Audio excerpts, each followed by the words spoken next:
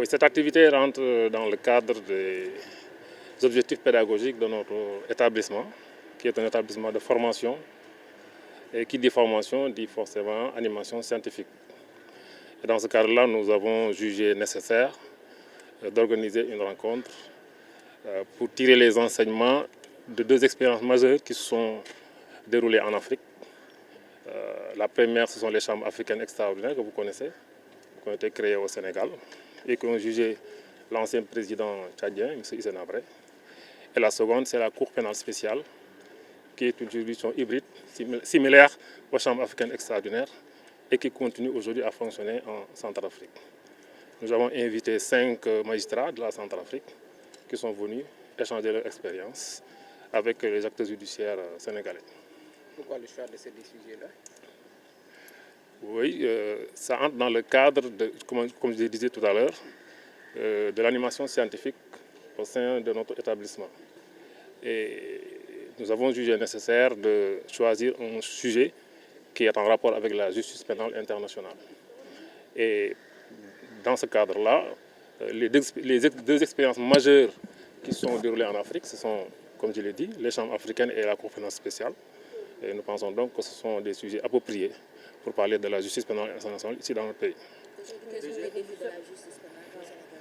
Quels sont les défis de la justice pénale? Les défis sont nombreux, on passerait toute la journée pour en parler. Et c'est précisément l'un des objectifs de ce séminaire, de situer les problématiques, d'identifier les défis et les contraintes, et éventuellement aussi de formuler des revendications, des recommandations, autant pour moi, qui soient utiles pour l'approfondissement de notre justice. Et comment s'attendre au sortir de ces deux? Comment? C'est un cadre d'échange et de partage.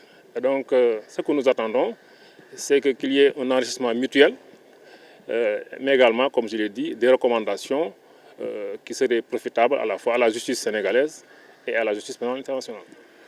Waaw ñun centre de formation judiciaire mooy école bi nga xam ne moom mooy tàggat magistrat yi ak greffier yi ak éducateur spécialisé ak inspecteur de l'éducation surveillée moom moo organisé tey benn rencontre ndaje bi boo xam ni dañoo boole ay magistrats yu jóge Centrafrique juróom lañ ak ay magistrats yu nekk Sénégal ak ay avocats ak universitaires pour wax ci justice pénale internationale.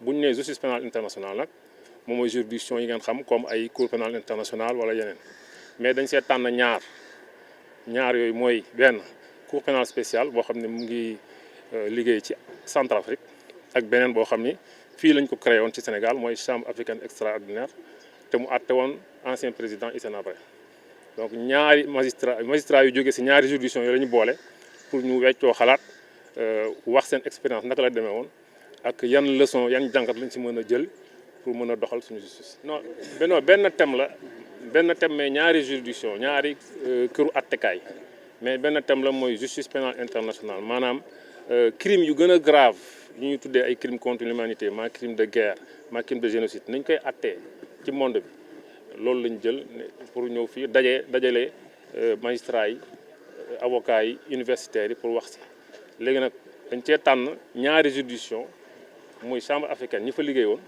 ak cour pénale spéciale bi nga xam ne mu ngi liggéey ci Centrafrique ñu tànn ay magistrats yu jóge si ñaari kuréel yooyu ñu ñëw weccoo seen xalaat wax seen i pratique naka la ñuy doxalee seen i procédure attente yi mooy ñu waxtaan ci justice pénale nu ñu koy doxalee ak crimes internationaux yooyu naka lañ koy traité bu ñu paree si loolu nag jàpp nañ ne ku nekk dina si jëlee ay njàngat non seulement magistrat ak greffe ak avocat yi nekk fii mais magistrat yu jóge bitim réew ñëw fi ñoom it dinañ xam magistrat sénégalais nan lañ si gisee nan lañ ko gisee donc mun naa ne ku nekk dina si am ay leçons yi ngi si jàng